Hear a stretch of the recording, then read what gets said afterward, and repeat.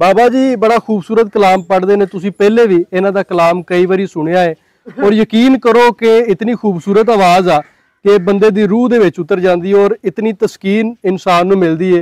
और कलाम भी किसी ऐरे गैरे दा नहीं, मुहम्मद बख्श दा कलाम है, वारिस शाह दा कलाम है। और जदों तुसी सुनोगे तुहानूं पता लगेगा कि वाकई किसी बंदे ने कलाम पढ़िया है।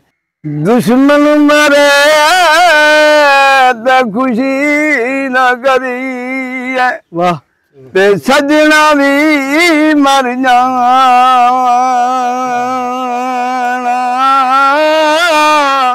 दीगर ते बन गया मुहम्मद ते और नू डूब जाना।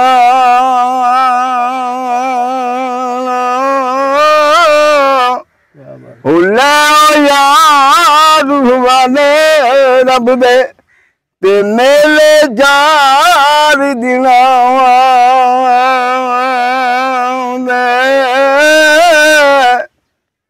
उस दिन ईद मुबारक हो सी ते जिस दिन देर मिला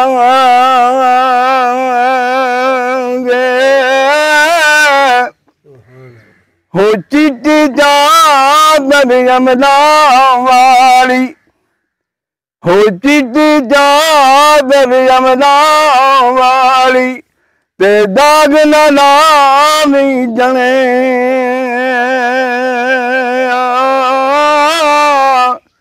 हो रोज अशर नू फेरा कहेगा ते हर बाकी बने।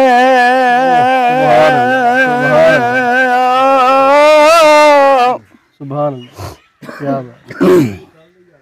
हो मतलब होवे ते नूर मुहम्मद ते ना होवे ते नूर।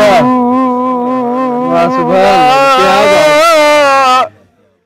हो कोई नहीं ते सजने बेली ते जदों कम हो जावे पूरा।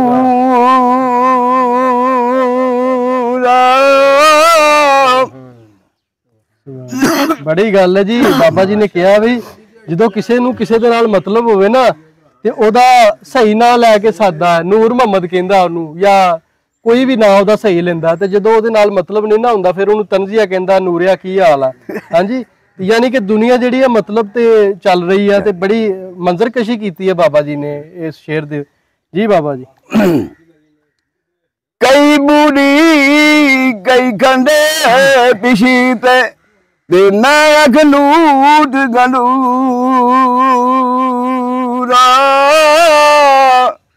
ते दर तेरे त्यान गा मैं, हो दर तेरे त्यान गा मैं ते फजल ना पा दे तू।